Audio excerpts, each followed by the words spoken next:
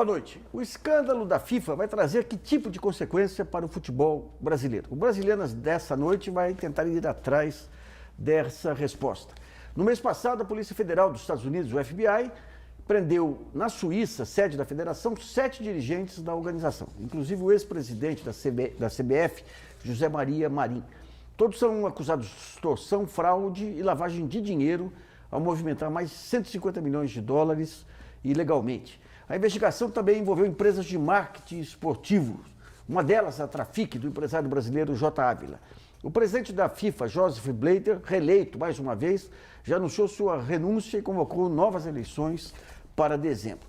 Para debater esse tema, são nossos convidados o goleiro do Palmeiras e membro do Bom Senso Futebol Clube, Fernando Praz, o diretor-presidente do Instituto Brasileiro de Direito Esportivo, Gustavo Delbin, que está a caminho, preso no trânsito, e no Rio de Janeiro, o consultor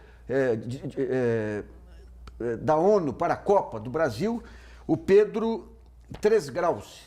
Também contamos com Também contamos com a colaboração da jornalista Sara Quiles, que vai escolher as perguntas encaminhadas pelo portal brasiliana.org. Nesse primeiro bloco, vamos falar dos desdobramentos do escândalo de corrupção na FIFA sobre o futebol brasileiro. Eu começo com o Fernando. Fernando, o que se esperar desde todo esse imbróglio aí?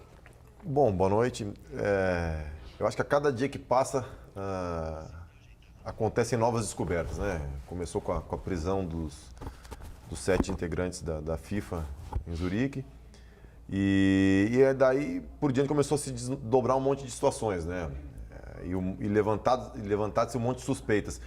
E o que a gente fica aguardando é que até que ponto vai chegar, vamos dizer, o futebol brasileiro. Já chegou através da prisão do Marinho. Tem suspeita sobre o Ricardo Teixeira, eu acho, né? E as investigações falam em outras pessoas, mas não citam nomes, né? Mas eu acho que com o passar do tempo, aí mais 1 ou 2 semanas, deve vir à tona mais fatos que a gente vai poder... O Estadão de hoje, ele dá suspeita também sobre o atual presidente da CBF também. É uma coisa que se espera para se falar, porque... na investigação do FBI, pelo menos que eu fiquei sabendo, ele tem um codinome, né? A pessoa que está investigada. Não se sabe quem é, mas o Del Nero era vice-presidente do Marinho na administração, né? Vamos esperar para ver o que vai se escrutinar. O que vem sendo a luta do bom senso? Quais são os pontos centrais de mudança no futebol que vocês propõem e onde que emperra essa mudança? Então, a gente é parado na rua, onde quer que a gente vai, a gente é abordado por muitas pessoas e nos pedem para tratar de vários problemas do futebol, né? Mas como a gente fala, a gente não consegue abraçar o mundo, né? A gente tem nossa profissão, tem que dar atenção a ela. E a gente elegeu dois pontos que são os primeiros a serem tratados e, na nossa visão, os principais para esse momento, que é o calendário e o fair play financeiro. O calendário porque tem uma distorção muito grande. Uma equipe como o Palmeiras, as equipes grandes jogam 70, 75 jogos no ano. E equipes menores chegam a jogar 18 jogos, 15 jogos, jogam 3 meses, param, depois jogam mais 3 meses, depois entram num campeonato não sabendo se vão jogar 4 meses ou 1 mês. O Brasil é um exemplo, ele jogou a Copa Verde, o campeonato do Distrito Federal, agora ele tem a Sul-Americana, que podem ser 2 jogos só, e 4 meses sem atividade. E o fair play financeiro é que se cria uma regulamentação para a gestão no futebol. Hoje no futebol é tudo feito sem muita coerência, tu fica na dependência de, como aconteceu no Flamengo, o próprio presidente colocou no estatuto do clube situações que o dirigente que tiver uma admissão temerária ou prejudicial ao clube vai responder com os próprios bens. A gente não tem nada que dê uma direção para o futebol brasileiro em termos de gestão. Então, isso é uma das nossas... Quando se pega outros exemplos, quem que é o órgão que deveria fiscalizar? Seria uma comissão de valores imobiliários, já que nós estamos falando fundamentalmente em ativos financeiros? Então, aí tem que ver, tem a MP que vai para o Congresso, né, para ser apreciada, aí tem a criação de um órgão externo para fiscalização. Aí se tem dúvida, se é um órgão ligado à CBF, um órgão ligado ao governo, um órgão independente, isso tem que ser elaborado ainda, isso não está muito claro para mim, não. Tá. Vamos ao Rio com o Pedro. Pedro, o que você acha que pode derivar aí toda essa sucessão de escândalos? Que tipo de mudanças que você espera na CBF e no futebol em geral? Bom, boa noite. Eu acredito que a gente não deva simplesmente caçar as bruxas e fulanizar a discussão. é preciso sim passar a limpo toda essa história. Agora, é preciso entender por que é que há espaço para que coisas imorais, mesmo que não sejam ilegais, mas coisas imorais, aconteçam no futebol. Nós não podemos perder o foco das questões estruturais. Eu vejo agora, por exemplo, o Fernando dizendo que a grande preocupação dos atletas é a discussão do calendário e do fair play financeiro, e me pergunto, será que ambas as questões não são questões conjunturais? E a questão estrutural é: por que é que os atletas não votam nas entidades que organizam as suas competições? Ora, se os atletas participam, se eles votam, eles discutem essas e todas as outras questões que hoje são pertinentes ou que venham a ser pertinentes no futuro. O grande problema, na minha opinião, é que essas estruturas do esporte brasileiro e mundial nasceram para administrar uma iniciativa amadora, que nos últimos 30 anos se transformou num negócio multibilionário, sem que essas estruturas, nem a legislação que as regulam, tivesse evoluído, tenha evoluído. Não evoluiu nada, não há nenhum mecanismo de controle social, não há nenhuma obrigação de transparência ou de maior democracia. E por quê? Porque quando essas instituições nasceram, elas eram formadas simplesmente pelos seus membros, que custeavam as suas atividades do próprio bolso. De lá para cá, isso mudou demais. A CBF não tem nada a ver com as 27 federações estaduais que a compõem. Ela presta conta somente a 27 federações estaduais e administra um patrimônio de 500 milhões de reais por ano declarado no orçamento da CBF anual. Então, existe uma disparidade, um descompasso entre as organizações esportivas e o cenário e a sociedade que nós vivemos hoje, porque elas não foram criadas para administrar esse grande negócio que se transformou o esporte. Então, é fundamental que, ao mesmo tempo em que a gente passe a limpo toda essa história, também haja um esforço para repensar o modelo de governança de todo o esporte brasileiro, que pode aproveitar esse momento para sair mais forte do que entrou. Porque se a gente ficar na discussão simplesmente da caça às bruxas, do calendário, do fair play, nós vamos enxugar gelo, porque a estrutura permanece a mesma. É como falar em limitação de mandatos, por exemplo. Ora, se não mudar o colégio eleitoral, pouco importa a limitação de mandatos. O Brasil já experimentou isso em 1975, quando a lei limitava os mandatos e os pais sucediam aos filhos, que sucediam aos pais, que sucediam aos filhos. O que nós precisamos é de um choque de democracia, de transparência, de controle social. Tá. Em benefício do bom senso, saiu o manifesto deles hoje, contemplando um conjunto enorme de temas, e o fundamental é realmente a democratização. Mas eu te pergunto um ponto central aí, que não é apenas do futebol brasileiro, os jogadores, o passe dos jogadores hoje é de valores milionários. E é impossível você ter uma avaliação precisa da taxa de retorno, que nem você teria numa empresa convencional. Todo mercado em que você tem dificuldade de definir o valor, mercado de arte e o mercado de futebol, se presta a lavagem de dinheiro que tem sido denunciado internacionalmente. De que maneira regular essa questão do valor do passe e as formas de comercialização do jogador? Bom, na minha opinião, transparência é a palavra-chave para isso. Porque, independente de qual seja o valor, se houver transparência total nas negociações e também no próprio salário das pessoas envolvidas, olha, nós sabemos quanto ganha o presidente da República, quanto ganha o ministro do Supremo, quanto ganha todo mundo que trabalha na esfera pública. Não sabemos quanto ganha as pessoas envolvidas com o futebol, porque se insiste em dizer que o futebol é uma iniciativa privada. Ora, tudo bem que não seja uma iniciativa pública. Agora, não é uma iniciativa privada como uma outra empresa qualquer, onde os sócios investem, assumem os riscos e administram o seu próprio patrimônio. No esporte, essas entidades administram um patrimônio pertencente a uma coletividade muito maior do que os membros que a compõem. A CBF administra um patrimônio muito maior do que simplesmente o patrimônio das 27 federações estaduais que a compõem. O presidente do Flamengo administra um patrimônio muito maior do que simplesmente o patrimônio dos sócios do Flamengo. Por quê? Porque, como pode explicar o presidente do Flamengo, que administra um orçamento de quase 400 milhões de reais por ano, representa uma torcida de 40 milhões de pessoas, sendo eleito com 1.000 414 votos. Existe uma distorção nesse nosso sistema e é justamente dessa distorção que nascem esses problemas. Com transparência, com todo mundo sabendo quem ganha o quê, quanto ganha e como ganha, fica muito mais difícil de lavar dinheiro. Então eu pergunto para o Gustavo. Gustavo, quando se fala em transparência, não dá para querer que voluntariamente os clubes de futebol tenham essa política. Eu pergunto o seguinte, de que maneira, qual é um regulamento similar que pode ser adotado aí? Seria a lei das sociedades anônimas? Seria algo ligado à CVM, que obriga qualquer entidade que tenha, que ofereça ao público, até consórcios, a ter conjunto de informações? O que seria a regra adequada aí? Bom, Luiz, na verdade, o que a gente tem é que, pela própria MP que o Praz até falou sobre isso agora, tem uma MP no Congresso para se discutir. Existe uma MP e existe uma discussão sobre essa MP numa comissão mista do Congresso, Senado e Câmara dos Deputados. Ali é possível que sim, que saia um órgão fiscalizador, como o próprio Praz já disse para vocês, que possa interferir nessas questões. Não acho que a CVM seja o foro adequado para esse tipo de discussão. As discussões desportivas poderiam acontecer sim, enfim, no Ministério do Esporte, que tenha alguma ingerência sobre isso, em alguma outra agência que seja criada, enfim, mas a gente tem um problema de ter várias agências funcionando no país, um inchaço no poder público, se formando muitas entidades paralelas.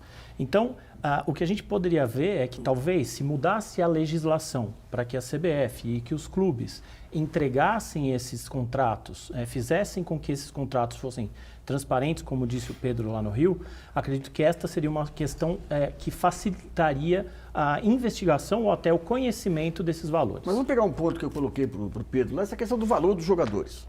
Porque o valor, quando você pega, ele não segue uma curva normal. Você tem um jovem lá, juvenil, se destaca, de repente é vendido por um valor que não tem histórico nele que consiga segurar. De que maneira impedir lavagem de dinheiro e outras manobras? A legislação ela tem um percentual, uma possibilidade de se limitar essa transferência nacional. Então, quando se faz um contrato, você sabe qual é o valor do salário e nesse próprio contrato já existe um valor limitador para uma negociação nacional. As negociações internacionais não têm este limitador, mas no próprio contrato também consta qual é o valor desta cláusula que a gente diz. E há uma troca de informação entre os países?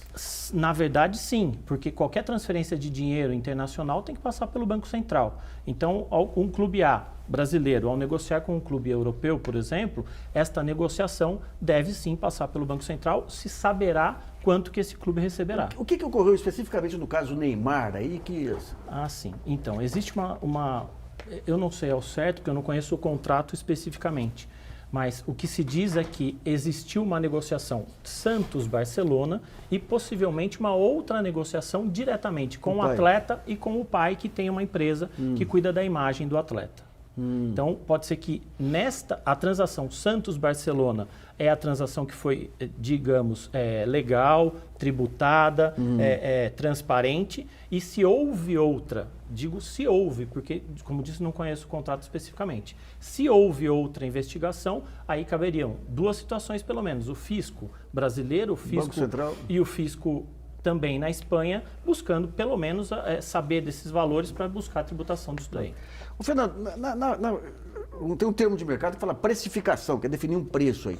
No caso de jogadores, por exemplo, entrar numa seleção brasileira, ser escalado para um jogo, valoriza. De alguma forma, vocês sentem que há uma interferência de interesses de empresários aí na escalação eventual de jogadores na seleção? Olha, é muito difícil de falar, né? Porque no Brasil é diferente de qualquer outro país. Na Espanha, em países menores, até tu já sabe mais ou menos os jogadores que vão ser convocados. No Brasil, como o ambiente é muito maior, uma vez ou outra aparecem... Falou de precificação de jogadores. O Vitinho, que está no Internacional, saiu do Botafogo. Ele jogou acho que 6 meses no Botafogo, foi vendido por 10 milhões de euros, ou 11 milhões de euros, que era multa rescisória. Quer dizer, e 6 meses antes ele valia 500 mil, 1 milhão. Então é uma situação muito complicada. A seleção brasileira é um dos fatores que fazem a valorização acontecer de uma maneira muito mais rápida, né? A gente tem um monte de exemplos, o maior exemplo deve ser agora esse menino do Inter, o Jefferson, lateral esquerdo, de 21 anos, foi convocado. Provavelmente depois da Copa América, a valorização dele no mercado vai ser enorme, né? E em relação ao que o Pedro falou, uma das coisas que a gente luta que entre na MP, que as entidades que comandam o futebol se adequem também a esse modelo de transparência, com democratização, com participação dos jogadores, com participação dos executivos, que agora tem a ABEX, né? Com a participação do ABEX, o que é? É a Associação dos Executivos de Futebol. Tá. Com a participação de jornalistas da imprensa, de árbitros, todos os envolvidos no futebol tenham uma participação ativa nas confederações. Que elas também, como os clubes vão ser beneficiados com o refinanciamento da dívida fiscal, eles vão ter que ter algumas contrapartidas, como uma gestão que só possa gastar 70% do custo do futebol, prestação de contas auditadas externamente, todo mês para comprovar que está sendo pago tudo. E as instituições que organizam esses campeonatos, que esses clubes participam, também teriam que se enquadrar nesse modelo de gestão com transparência. E entre outras coisas que a MP... Isso está caminhando adequadamente? Pelo que eu acompanho é muito complicado, porque a parte política no Brasil é complicada, né? As coisas para andar demoram e muitas pessoas não têm o interesse que as coisas do futebol corram para um lado de transparência, de democracia, porque é mais difícil de repente, defender seus interesses, né? Existe uma bancada do futebol impedindo isso aí? Não, tem os deputados que são ligados a clubes de futebol, com certeza, que vão defender os seus interesses. Mas é uma bancada forte, grande? Mas na própria bancada do futebol, nós não podemos esquecer que tem atletas, né? O Derlei, ex-goleiro, o Romário também, aí tem o Andrei, aí tem o Zezé Perrella, enfim... Tem tanto atleta quanto... E atleta de outras modalidades também. E se criou para mim, uma mentira que a MP é contra os clubes. Muito pelo contrário. A favor dos clubes. É a favor dos clubes, para que os clubes não sejam reféns de maus gestores e que venham a ficar praticamente quebrados, como estão muitos clubes no Brasil. Então não é contra os clubes e a favor dos jogadores. Pelo contrário, é para preservar os clubes. E o jogador não é burro, ele sabe que preservando o clube, tendo um clube melhor estruturado, um clube melhor administrado, vai ser melhor para mim. Essa consciência é generalizada hoje. Para eu trabalhar num clube com a saúde financeira organizada, é muito melhor. Vamos a uma pergunta enviada através do portal brasilianas.org, selecionada pela jornalista Sara Kimes. Lembrando que o programa é ao vivo e você ainda pode enviar a sua questão. Sara. Bom, Nassif, a gente tem duas perguntas sobre o mesmo assunto, que é do Luiz Henrique de Souza, de Araxá, Minas Gerais, e da Juliana Vargas, de São Paulo. Eles querem saber o seguinte: diante de tantas vantagens cedidas à emissora de TV Globo, o que impede o governo federal de estender o direito de transmissão do Campeonato Brasileiro a outras emissoras, contribuindo para a democratização da mídia? E no mesmo assunto ainda, esse atual modelo de venda do direito de transmissão estimula a corrupção e que modelo em outro país poderia ser replicado no Brasil? Bom, eu vou para o Pedro. Pedro, como é que é, de uma maneira geral, esses direitos de transmissão de campeonatos nacionais em outros países? Olha, é exatamente igual. O modelo de negócio do esporte no mundo é exatamente igual. É o mesmo para a Copa do Mundo, é o mesmo para os Jogos Olímpicos, é o mesmo para qualquer liga europeia e para qualquer país do mundo. A televisão transformou o esporte nesse grande negócio que é.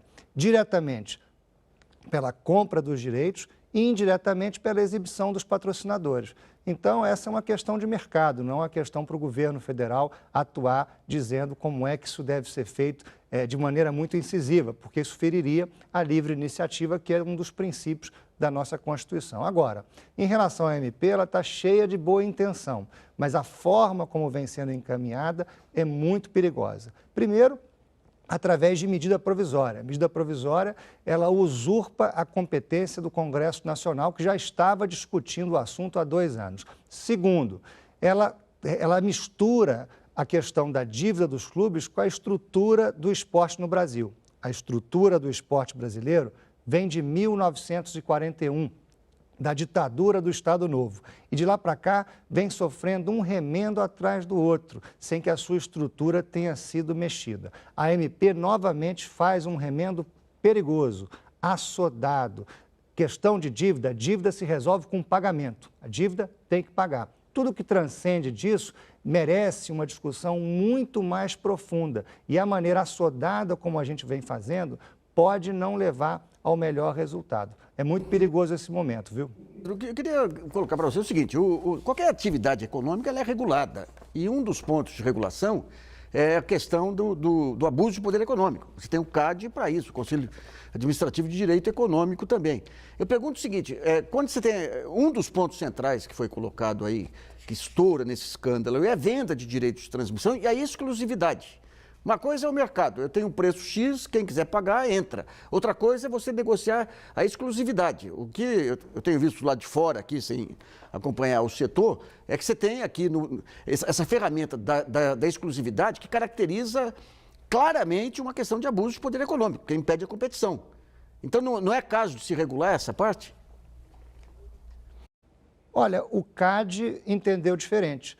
O CAD já foi chamado a tratar desse assunto, inclusive mais de uma vez já se levou ao CAD a questão e, enfim, considerou-se que era razoável o modelo que vinha sendo implantado. Então, esse assunto aí já foi superado, pelo menos pelas instâncias atuais que hoje regulam a questão no Brasil.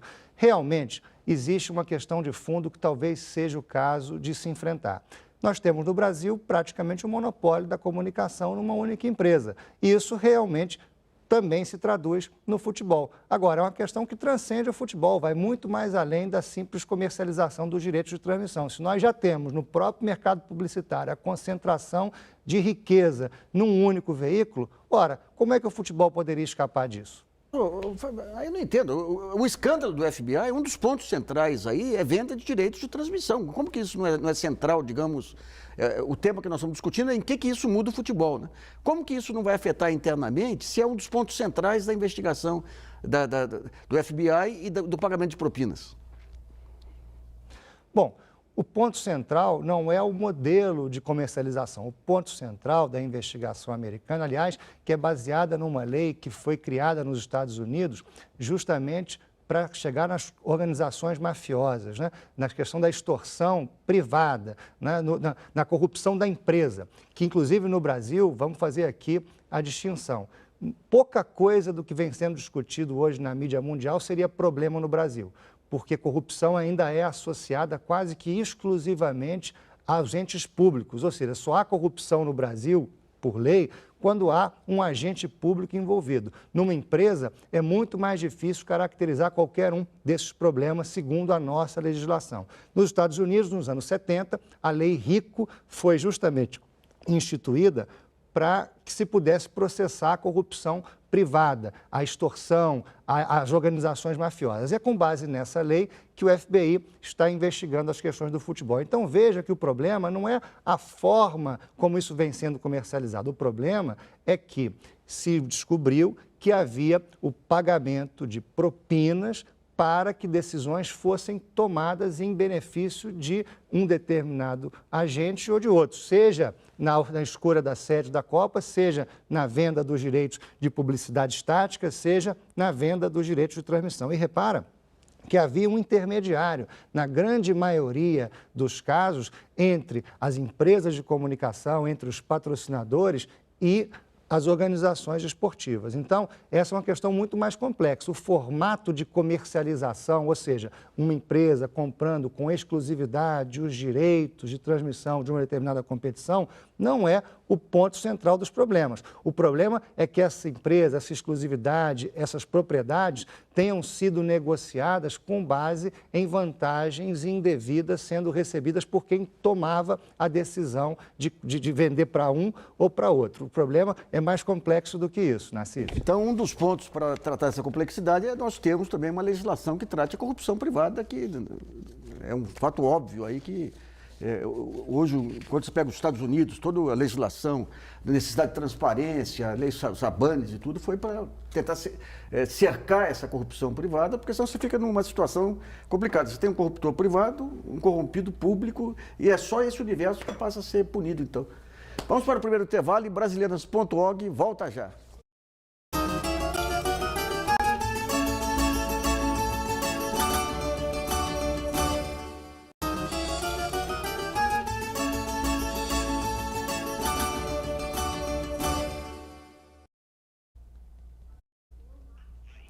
Voltamos a apresentar o programa Brasilianas.org, que discute hoje os desdobramentos do escândalo de corrupção na FIFA sobre o futebol brasileiro. Nesse segundo bloco, vamos abordar as mudanças estruturais necessárias para viabilizar aí o futebol brasileiro. Eu começo com o Gustavo. Eu lembro que algumas décadas atrás, aí, para tentar democratizar um pouquinho mais essa questão dos clubes, porque você tinha a questão do conselheiro vitalício, né, que acabava dominando as eleições.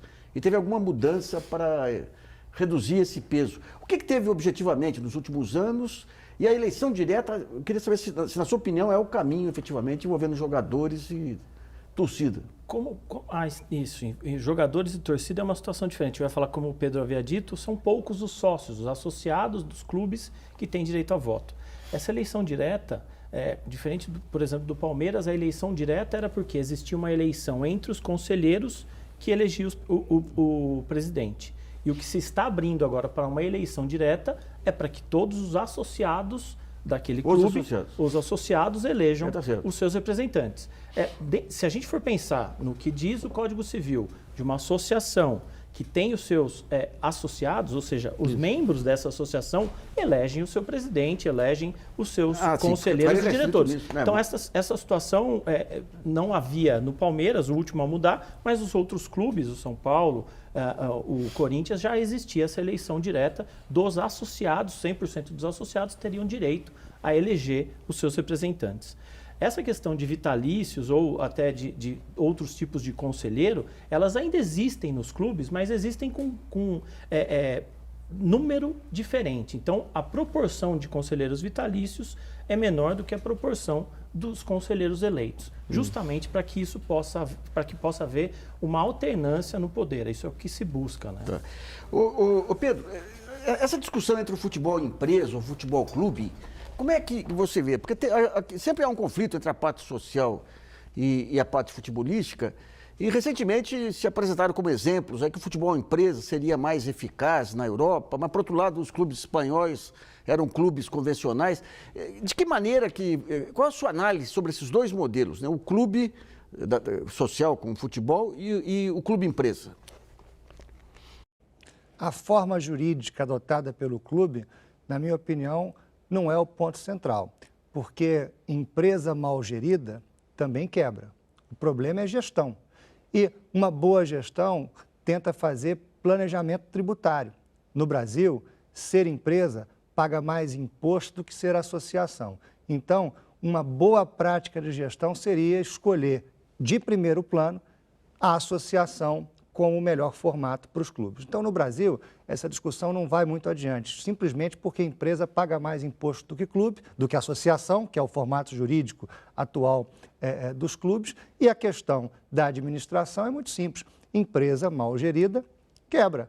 Clube mal gerido nem sempre quebra. Aliás, eu acho que juntos aqui conseguimos lembrar de pelo menos 10 clubes com mais de 100 anos no Brasil. Mas vamos ter dificuldade de lembrar de 10 empresas com mais de 100 anos no Brasil. E, por fim, o objetivo de um clube é bem diferente do objetivo de uma empresa. Uma empresa tem o lucro por objetivo. O clube precisa ser superavitário para atingir o seu objetivo, que é ganhar títulos. E aí nós temos a primeira grande distinção de natureza, que nos indica a associação como o melhor caminho. Agora, sobre a questão da democratização, da democracia, eu enxergo um mundo onde a democracia formal, que é ter eleição direta, perde espaço para a democracia substantiva, onde os torcedores conseguem acompanhar os seus clubes cotidianamente pelo celular. Ele tem o seu clube na sua mão. Eu não sei por que os torcedores não são chamados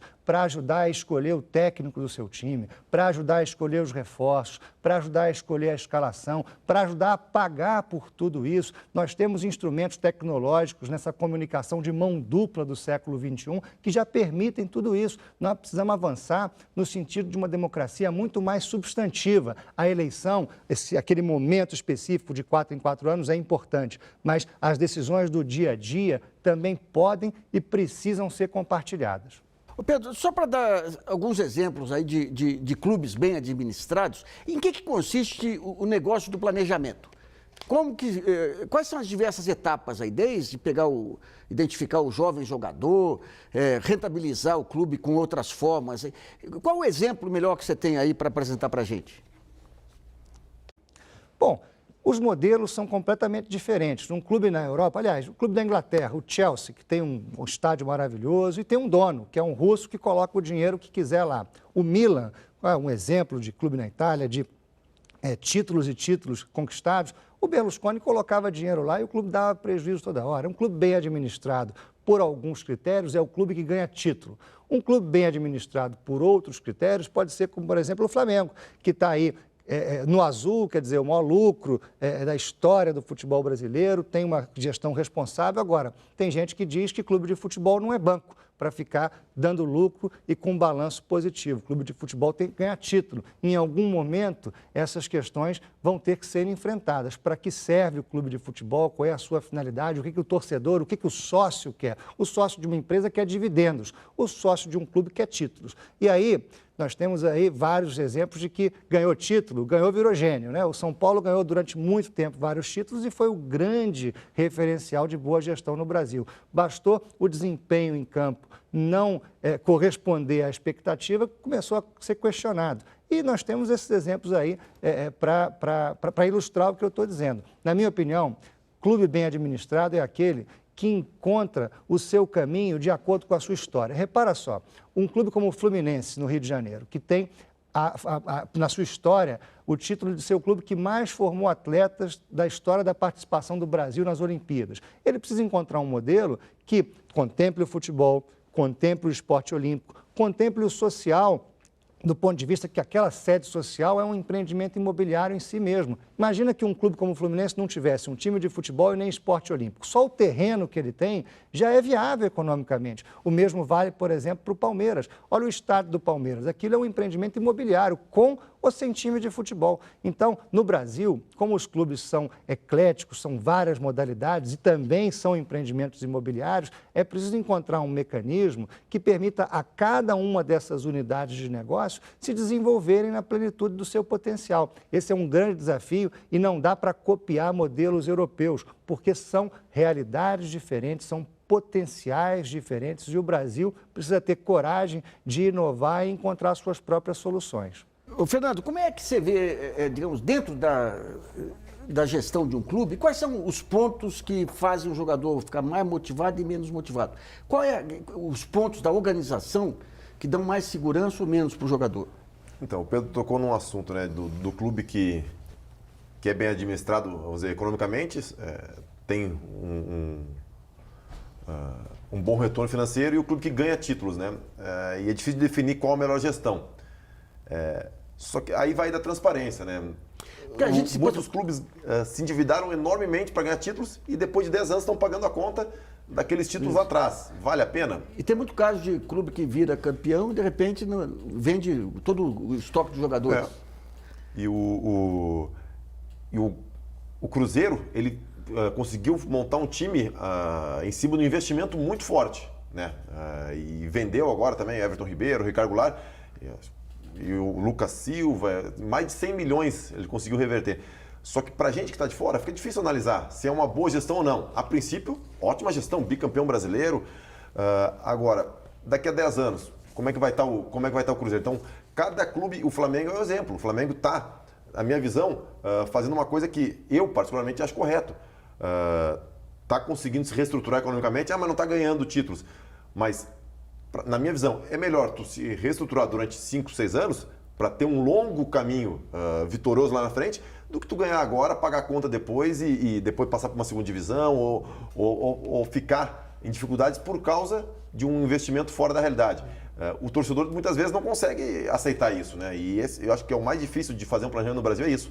Tu manter o planejamento durante o ano com os resultados em campo não acontecendo. Então, eu queria ver com o Gustavo. Gustavo, quando um clube compra um jogador, faz um baita investimento, você tem uma análise objetiva de relação custo-benefício, o retorno que pode dar, ou se pensa especificamente na vitória sem as implicações adicionais aí? A princípio, a situação é imediata. É uma situação de se pensar numa posição, por exemplo, que se falta dentro da equipe, suprir a necessidade daquela posição e fazer com que o time volte a ganhar. Mas a situação inversa, que deveria ser a mais valorizada e que alguns clubes a gente sabe que valoriza, é formação de atletas. Se ele consegue formar esses atletas na base, ele não precisa comprar um time inteiro de 11 jogadores. Quem que é o time que trabalha bem isso? Que trabalha base? São muitos times do Brasil que tem. O São Paulo tem uma base muito boa, o Atlético Paranaense tem uma base muito boa, o Bahia e o Vitória tem bases, o Vitória acho que mais, né? O Vitória mais do que o Bahia. O Atlético Mineiro, a gente sabe que tem base, o Cruzeiro sabe que tem base. Então, quer dizer, times que conseguem montar, no Sul, Grêmio e Internacional também, são times que conseguem formar nas suas escolas, nas suas academias de base, atletas para esse tipo de reposição. Então, ele vai ter um investimento constante na educação e na formação desse atleta para colocá-lo para jogar. Assim, às vezes vai haver uma necessidade de um atleta específico para uma posição específica. Então, aí sim ele investiria numa situação. Mas o que acontece se ele tem esta formação? Ele consegue negociar esses jogadores que ele mesmo forma. Então, com isso, ele consegue equilibrar a conta. Você pega o barato, a hora que fica maduro, vende e repõe aqui. Ele negocia, vender é um termo meio difícil para a gente aceitar, mas ele negocia esse contrato desse atleta e para, às vezes, repor, para, às vezes, cobrir um gasto que teve na base, mas que está produzindo sempre o próprio Fluminense elementos. Foi sempre um exemplo de formação, né? Xerém sempre foi muito falado de formação, só que ele optou por um modelo de gestão diferente, com a Unimed depois, e contratação né? de grandes jogadores com potencial mediático muito alto em detrimento da base. Agora está voltando, tem o Gerson, tem o Kennedy, tem vários meninos que já estão inclusive na mira de Barcelona, de Manchester, de Chelsea, que estão subindo do time de cima por necessidade. Porque perderam o parceiro e agora estão mudando, vamos dizer, a maneira de gerir, né? Vamos a outra pergunta enviada através do portal brasileiras.org, selecionada pela jornalista Sara Kins. A gente tem uma pergunta do Zelauber Guimarães, de Juazeiro do Norte, Ceará. Ele quer saber a respeito da reforma no futebol brasileiro. Por onde começar? Se pelo calendário do futebol, pelas condições trabalhistas dos atletas, pelos direitos de transmissão das TVs, pelo apoio à formação de atletas na base. Bom, o Pedro, de alguma maneira, já respondeu isso lá atrás. Agora, eu queria saber uma coisa, Pedro. Eu lembro meus velhos tempos de repórter econômico aí dos anos 70. Quando começa a TV a cabo, a gente tinha aquela ideia de o Brasil, o Santos vai poder, que era, na ocasião, o time brasileiro mais internacional, né? Ele vai poder jogar no mundo inteiro sem sair da Vila Belmiro. Essa questão da venda de direitos internacionais dos campeonatos brasileiros, hoje é uma fonte de renda ou não existe perto do campeonato espanhol, do campeonato italiano? Não, é insignificante. A venda dos direitos internacionais do futebol brasileiro é insignificante. Os clubes brasileiros não são vistos lá fora. Nós hoje somos vítimas de uma globalização de mão única. A camisa infantil de futebol mais vendida no Brasil é do Barcelona. Uma em cada 3 camisas de clubes vendidas no Brasil é de um clube estrangeiro. E nós, brasileiros, não temos condições de desenvolver o nosso mercado lá fora. Quem não é visto, não é lembrado. Agora, por que é que nós não vendemos direitos internacionais? Simplesmente porque não competimos no mundo globalizado. Nós somos obrigados a sustentar a Conmebol, competindo na Sul-Americana e na Libertadores em mercados que nós temos muito pouco a desenvolver. Nós temos pouco mercado na Bolívia, no Uruguai, no Paraguai, no Chile, na Argentina. O PIB da Argentina era menor do que o faturamento anual da Petrobras. Então não tem mercado para nós lá. Nós precisamos nos libertar da Libertadores e pensar num calendário que tem uma competição do Canadá ao Chile, como é a Champions League, com 52 países. Por que não uma competição que nos permita desenvolver o mercado norte-americano, que é maior do que a Europa? Os Estados Unidos sozinho tem um PIB maior do que a Europa toda junta. A Liga de Futebol Americano fatura 5 vezes mais do que a FIFA. E nós não conseguimos ainda encontrar um caminho para desenvolver o nosso mercado, o mercado do futebol, nos Estados Unidos, que poderia representar um grande salto de receitas e uma forma da gente se contrapor a essa hegemonia da Europa. Quem sabe essa investigação americana sirva para unir as Américas e questionar essa hegemonia que concentra cada vez mais a atenção do mundo na Europa. Nós temos um caminho longo, mas podemos começar a percorrê-lo. Fernando queria falar um pouco sobre isso. O Leonardo, que foi diretor do Paris Saint-Germain, né, nessa transição do Paris, foi técnico do Milan, ele tem uma posição muito interessante em relação a isso. Ele cobra da CBF justamente isso, que se tem uma outra visão, que crie mecanismos para que os clubes brasileiros possam ser trabalhados de uma forma diferente, para captar recursos, para abrir mercados, porque hoje se preocupa só com o futebol brasileiro, os pontos corridos, vender a transmissão do Campeonato Brasileiro para os clubes e não dá uma nova visão, não abre novos mercados para o futebol brasileiro. Então teria que ter alguém que vivesse 24 horas por dia e se interessasse em fazer simplesmente isso, criar novas áreas de atuação no futebol brasileiro, porque realmente tu vai jogar uma Libertadores, e isso o presidente do Atlético falou, o campeonato estadual dá mais retorno do que uma Libertadores, a não ser que tu sendo campeão, óbvio, daí tu vai para o Mundial, mas em termos econômicos, a Libertadores, no formato que para os clubes brasileiros, não agrega tanta coisa a não ser o título da Libertadores. Vamos para o segundo intervalo e Brasilianas.org volta já.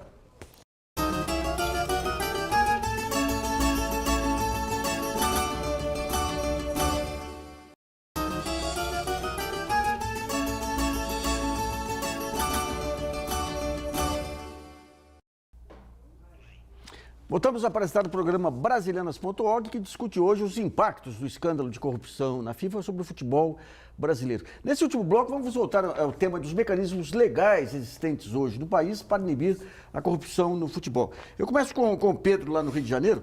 Pedro, você já abordou isso em um dos blocos. Para sintetizar, o que seria necessário de legislação ou de algum conselho aí para atuar, impedir essa corrupção? Bom, primeiro, uma nova lei para o esporte brasileiro. Não é possível imaginar que instituições criadas pela ditadura do Estado Novo, com inspirações fascistas, sejam adequadas para gerir esse negócio multibilionário em que se transformou o esporte nos últimos 30 anos, no século XXI, que é o século da democracia substantiva. É preciso rever a estrutura. Eu não vejo razão nenhuma porque atletas e clubes não votem nas entidades que organizam as suas competições. Não vejo razão nenhuma para que a tecnologia não seja usada para as pessoas participarem ativamente das decisões que lhes interessam. A sua seleção tem que estar na sua mão. Pelo celular, você deve dizer quem você acha que o técnico da seleção brasileira deve ser, quais são os jogadores que devem ser escalados, tem que ser ouvido. Sobre a gestão dessas entidades, eu acho que nós precisamos evoluir no conceito de que elas não são instituições privadas como qualquer outra empresa é. Talvez até inspirar-nos nos modelos das fundações. As fundações são pessoas jurídicas de direito privado, mas têm necessariamente o Ministério Público participando da sua gestão. As organizações esportivas hoje precisam ser diferenciadas no ponto de vista do seu funcionamento legal. A lei tem que dar o parâmetro. A Constituição dá autonomia de organização e funcionamento para as organizações esportivas, mas a lei deve dar o parâmetro. E o parâmetro talvez seja o mesmo parâmetro das fundações, onde o Ministério Público participa ativamente da gestão necessariamente. Ou até mesmo a OAB, que é uma autarquia, uma instituição sui generis e que não pode servir de modelo para as organizações esportivas, mas mostra que quando o legislador quer, ele diferencia. Ele pode sim criar um tipo jurídico especial para as organizações esportivas. Eu acho que o primeiro passo, Luiz, é discutir essa nova legislação que crie controle social, democracia e transparência nas organizações esportivas brasileiras. Ô, Fernando, em relação a esse tema, a gente estava comentando no intervalo que a gente fez um seminário e fiquei muito impressionado com a organização da Confederação Brasileira Paralímpica. Se pegar, digamos, o que existe em outros esportes, aí tem algum setor que possa servir de modelo para o futebol? Olha, eu não tenho muito conhecimento nessa área dos esportes. Eu só acho que o futebol ficou muito tempo... O jogador de futebol ficou muito tempo parado, alienado a todas as questões que ele tem interesse. Eu acho que agora começou a despertar um pouquinho, mas é uma minoria, é uma coisa muito pequena ainda. Eu acho que o jogador tem que evoluir muito em relação a isso. E aí começar a a se inteirar do que acontece no Então, no eu meio. queria pegar um ponto que o Pedro coloca lá, essa questão da torcida participar também de escolhas e tudo. Você acha que o torcedor, a voz do povo é a voz de Deus aí, ou vai dar mais confusão do que, Não, acho do que ordem? Não, de repente, em alguma questão mais administrativa, em termos de estrutural, sim, mas trabalho dentro de campo é complicado, porque eu sempre falo, o futebol profissional, futebol de dentro de campo, é muito diferente do futebol da arquibancada. É totalmente diferente. Uma pessoa que vive o futebol fora e vem conhecer um pouco do futebol profissional é totalmente diferente. A imprensa esportiva, ela está à altura do futebol? Criticam muito que hoje o futebol brasileiro tá numa decadência técnica, que os treinadores brasileiros estão decadentes, mas eu acho que é tudo o contexto. Tu não tem também, muitas vezes na imprensa, um debate em alto nível, que exija do treinador saber para poder contra-argumentar. Às vezes o treinador tem um conhecimento e é contraposto por um repórter ou por um comentarista, mas ele não tem argumentos suficientes para... Então fica fácil para o treinador rebater isso. Então acho que o jogador tem que aumentar seu nível técnico de novo, porque caiu. Os treinadores têm que evoluir, mas a imprensa crítica também tem que puxar um debate para cima. Luiz, você me permite, você falou do Comitê Paralímpico Brasileiro e eu posso também te dar um outro exemplo da Confederação Brasileira de Atletismo. Na Confederação Brasileira de Atletismo, os atletas olímpicos, os 5 melhores clubes do Troféu Brasil, os treinadores, os árbitros e as federações, como é o caso da CBF também, todos eles têm direito a voto na Assembleia. Então, hoje a lei já permite que isso aconteça, mas depende de uma vontade, obviamente, da própria Assembleia. Depende daquela organização privada tentar modificar o seu próprio estatuto para permitir isso. Então, você, quando vai a uma Assembleia da Confederação Brasileira de Atletismo, você tem representado efetivamente o atletismo todo. Então, com todos os artistas daquela modalidade estão presentes e fazem as decisões a partir dali. Já com relação ao Comitê Paralímpico Brasileiro, é uma associação muito mais nova e que não tem o caráter dos clubes. Não existem os clubes ou alguns clubes hoje, em alguns clubes já existem os times paralímpicos, mas a base do paralimpismo veio das associações. Então existia uma associação de cadeirantes que jogavam basquete. Associação. Fantástico. Então essas associações se uniram e formaram aí o comitê. Então legal. Esta situação é bem diferente porque é mais recente e muito, óbvio, um pouco menor, né? A estrutura é um pouco menor, mas ela é muito profissionalizada. Então eles contrataram efetivamente um gestor, contrataram efetivamente um advogado, um médico para ser, enfim, todas as pessoas que trabalham naquela estrutura são pessoas profissionais contratadas e que recebem para aquilo. Vamos correndo para uma outra pergunta enviada através do portal brasileiras.org, selecionada pela jornalista Sara Quines. Tem uma pergunta da Mônica Ferreira, de São Paulo. Ela cita o exemplo dos jogadores na Espanha que entraram em greve recentemente, protestando contra a nova lei que obriga a negociação coletiva para a venda de direitos televisivos. Ela quer saber no Brasil por que os jogadores não são sindicalizados também. Fernando. Então, no Brasil, eu acho que é questão cultural. O futebol, é uma visão minha, o futebol nada mais é do que reflete a sociedade. A sociedade no Brasil... Qual é o perfil do jogador médio hoje? Alfabetizado? Não, hoje melhorou muito. Eu, quando comecei em 90, 90 e poucos, não era raro ver no vestiário meia dúzia de jogadores que não sabiam sabiam mal assinar o nome. Hoje, como a sociedade brasileira também evoluiu na educação, bem ou mal, mas evoluiu, né? O jogador também evoluiu. E é reflexo. O povo brasileiro é um povo que dificilmente se revolta com as coisas e toma as atitudes. E o jogador de futebol vai nisso, porque ele está muito acostumado a obedecer às ordens, sem contestar, sem questionar. E eu acho que não tem nada a ver quebra de hierarquia ou qualquer falta de respeito com questionamento, com discussão. Eu acho que pelo contrário. Eu acho que isso ajuda a melhorar o próprio clube. E eu acho que está começando a se plantar uma semente no futebol que, de repente, daqui a uns anos a gente vai poder ter um ambiente mais... Mas só uma curiosidade, curiosidade de torcedor aí. Eu lembro lá atrás, quando teve Brasil e Holanda, que a Holanda veio com o carrossel, o Brasil até segurou bem a peteca lá, o Brasil tinha olheiros para ver como que os times jogavam. Esse caso desse estilo Barcelona, esse estilo da Alemanha, aí, por que pegou a gente de surpresa daquele jeito? Não, mas eu não sei direito ainda, mas disse que o Brasil tinha equipe de observação e passou o relatório pro treinador, né? Que tinha que povoar o meio campo, porque eles eram muito fortes no meio campo.